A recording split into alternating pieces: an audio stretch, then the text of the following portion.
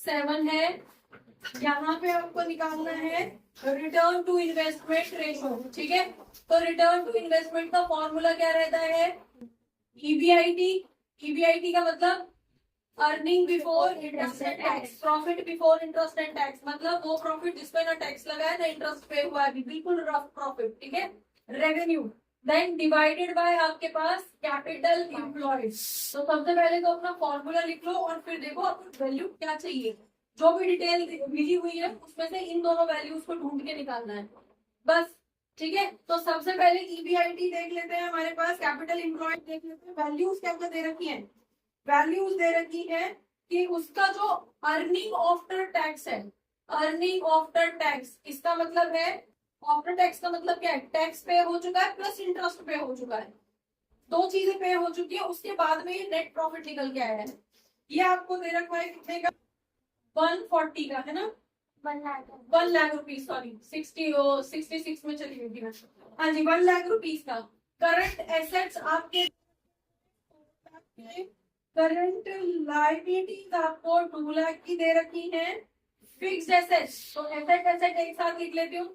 यहाँ पे fixed asset आपको दे रखे हैं 6 लाख के, ओके जी। और आपका जो लाइबिलिटी में 10% का डेट दे रखा है, लॉन्ग टर्म डेट दे रखा है 10% वाला, ये दे रखा है आपको 4 लाख का।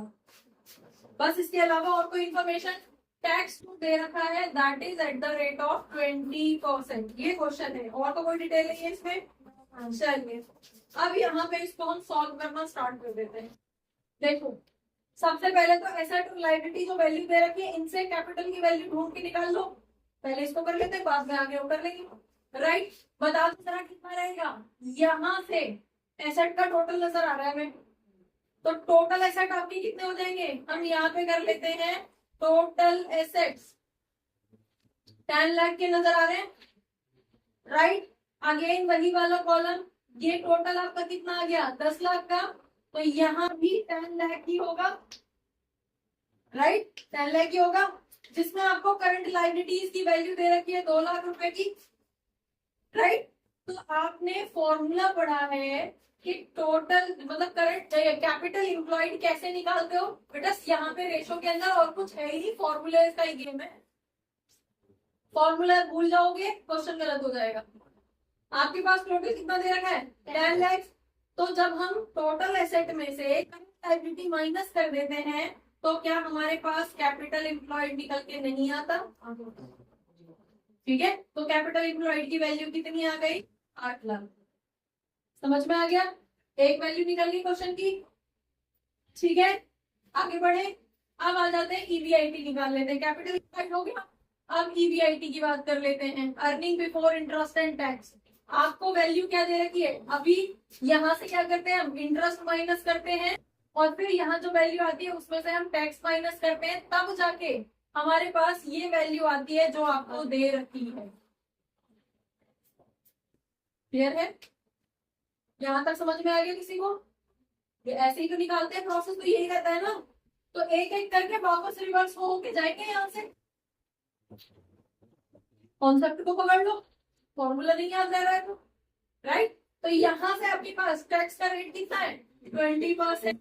और यहाँ पे इंटरेस्ट कितना लगा होगा? 10% डेट है, 10% डेट है तो 40,000 रुपए का इंटरेस्ट लगा होगा।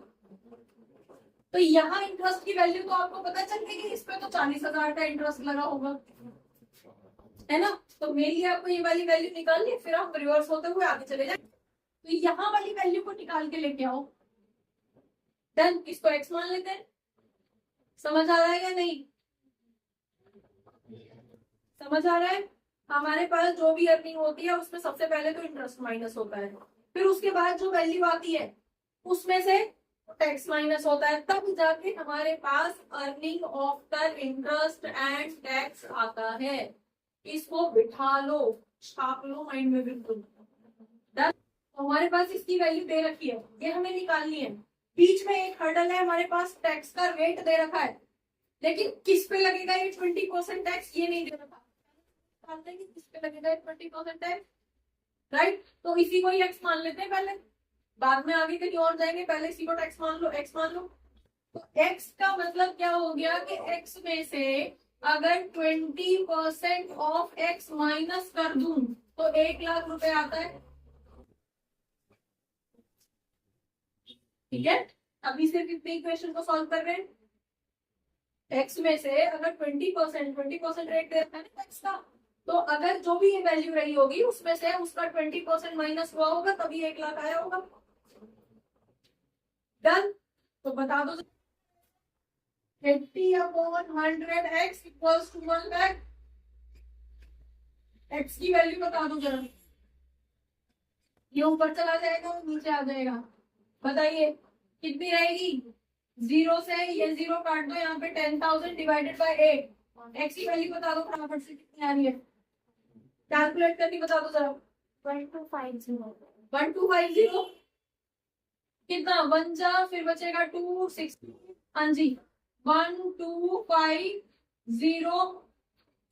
कितना रहेगा आपके पास? 1,25,000 आएगा। मतलब कि यहाँ पे वैल्यू कितनी आ गई आपकी? 1,25,000। समझ में आ गया? x की वैल्यू निकालिए ना, तो ये 1,25,000 आ गई। अब जब ये 1,25,000 ये आ गई तो ये कब आई होगी? जब इसमें से इंटरेस्ट के 40,000 माइनस हुए होंगे तब आई होगी। अभी तो हम रिवर्स में चल रहे थे इस वैल्यू के लिए। ये वैल्यू हमने ढूंढ ली, कितनी आ गई? 1,25,000।